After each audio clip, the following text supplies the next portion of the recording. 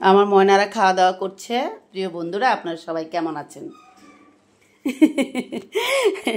মাঝে মধ্যে আমি একটু একটু গান করি, আমার ময়নাদের সঙ্গে আনন্দ করি।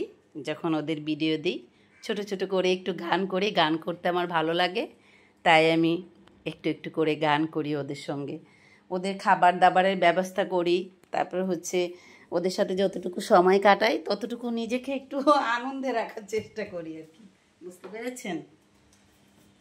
তো আপনাদের সবার আমার এই ছোট ছোট করে একটু একটু কলি গান করা আপনাদের কাছে কেমন লাগে কমেন্ট করে জানাবেন। কারণ হচ্ছে এই যে আমার ময়নারা খাচ্ছে নীরবে, সেটা হচ্ছে আপনারা দেখছেন, তার সঙ্গে আমার গানটাও একটু করছি, শুনলেন।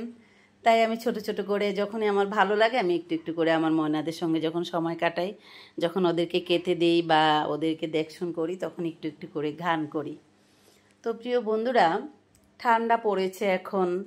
যাদের বাবা মাদের অ্যাজমা আছে, মানে শ্বাসকষ্ট রয়েছে যাদের, তাদেরকে একটু সাবধানে রাখার চেষ্টা করবেন। কারণ এবছর খুব একটা বেশি ঠান্ডা পড়ে না, তবে গ্রামগঞ্জে পড়েছে।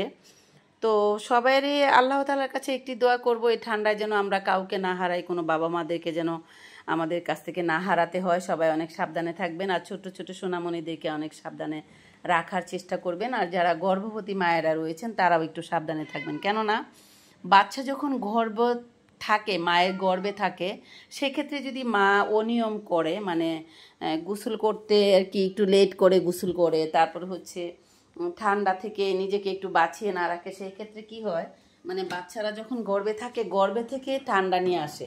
যখন বাচ্চারা জন্মগ্রহণ করে তখন যদি বাচ্চাদের ঠান্ডাটা থাকে, সেই বাচ্চাদেরকে মানে সুস্থ রাখতে, পৃথিবীতে বাঁচিয়ে রাখতে অনেক কষ্ট হয়ে যায়।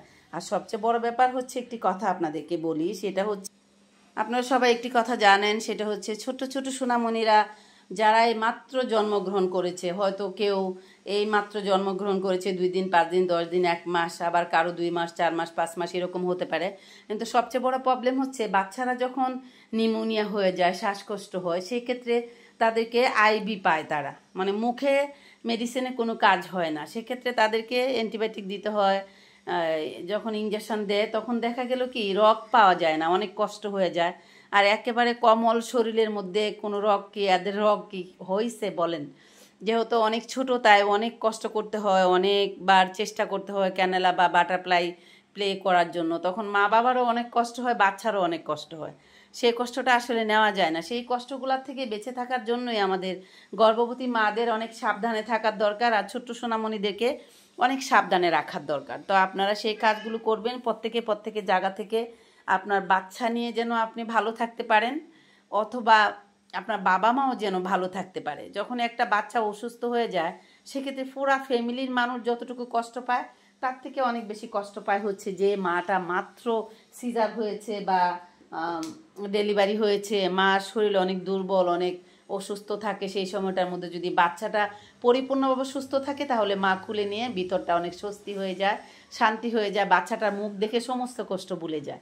আর সেই ক্ষেত্রে যদি সেই অবস্থাতে মা এমনি অসুস্থ রয়েছে, মার মন অনেক খারাপ, শরীর অনেক খারাপ, তার মধ্যে যদি বাচ্চাটার শরীর খারাপ থাকে, সেটা আর মেনে নেওয়া যায় না। তো বন্ধুরা, সবাই এদিক থেকে একটু খেয়াল রাখবেন। গর্ভবতী মায়েরা অনেক সাবধানে থাকার চেষ্টা করবেন, ঠান্ডা লাগাবেন না, সকাল সকাল গোসল করবেন, ঠান্ডার হাত থেকে বেঁচে চলার চেষ্টা করবেন, খাবার দাবার সাবধানে খাবেন।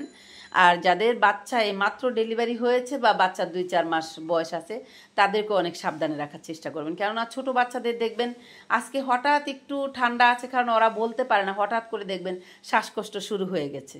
তো সেই দিক থেকে সবাই অনেক সাবধানে থাকার চেষ্টা করবেন। দোয়া করি পৃথিবীতে সমস্ত মায়ের বুক ভরা থাকুক।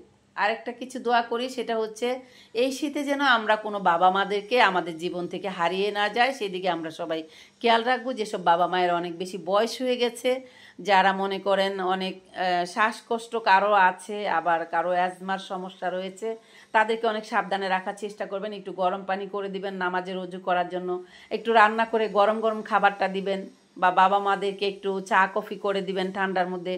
কেউ সেটা নিয়ে আসলে মানে করবেন না, মানে হেলামি করবেন না, তাদের দিকে একটু বেশি বেশি করে খেয়াল রাখবেন। তাহলে হয়তো আর আমাদের এই ঠান্ডায় কোনো বাবা মাদেরকেও হারাতে হবে না, আর কোনো সোনামণিদেরকেও আমাদেরকে হারাতে হবে না। সবাইকে নিয়ে আমরা এই পৃথিবীতে ভালো থাকতে পারবো। মহান আল্লাহ তাআলার কাছে শুকরিয়া আদায় করব যে যেখানে রয়েছি। আর একটা কথা হচ্ছে, এই ভূমিকম্প হচ্ছে, পর থেকে, ভূমিকম্প হওয়ার পর থেকে অনেকে ভিউর জন্য ভিডিও বানাচ্ছেন, অনেকে এমনি ভিডিও বানাচ্ছেন। তো তাদেরকে একটি কথাই বলবো, ভাই আমরা ভূমিকম্প হওয়ার আগে কেউ জানতাম না যে কীরকম হবে বা কেমন হবে। আর হওয়ার পরে এখন আপনারা বিজ্ঞপ্তি দিচ্ছেন এত এত বেশি হতে পারে, 10 মিটার হতে পারে, বা এই হতে পারে সেই হতে পারে। আপনারা এটা বলাতে মানুষ আতঙ্ক হয়ে গেছে, যার জন্য এগুলো থেকে আপনারা বিরত থাকেন, এইগুলো থেকে বিরত থাকেন। কারণ সেটা হচ্ছে আল্লাহ তাআলা একমাত্র জানেন কখন কি হবে। আর একটা কথাই দোয়া করি, যারা এই ভূমিকম্পর মধ্যে মৃত্যুবরণ করেছে সবার আত্মার মাগফিরাত কামনা করি, আল্লাহ যেন তাদেরকে বেহেশত নসিব করে। আর যারা এই পৃথিবী রয়েছে সমস্ত মানুষদেরকে যেন আল্লাহ ভালো রাখে, বিপদমুক্ত রাখে, সেই দোয়া করি। তো বন্ধুরা, আপনারা সবাই ভালো থাকবেন। আজ আমি এখান থেকে বিদায় নিচ্ছি। আপনাদের সাথে দেখা হবে আমার অন্য কোনো সময়, অন্য কোনো ভিডিওতে। সে পর্যন্ত সবাই সাবধানে থাকবেন, ভালো থাকবেন। আল্লাহ হাফেজ, টাটা।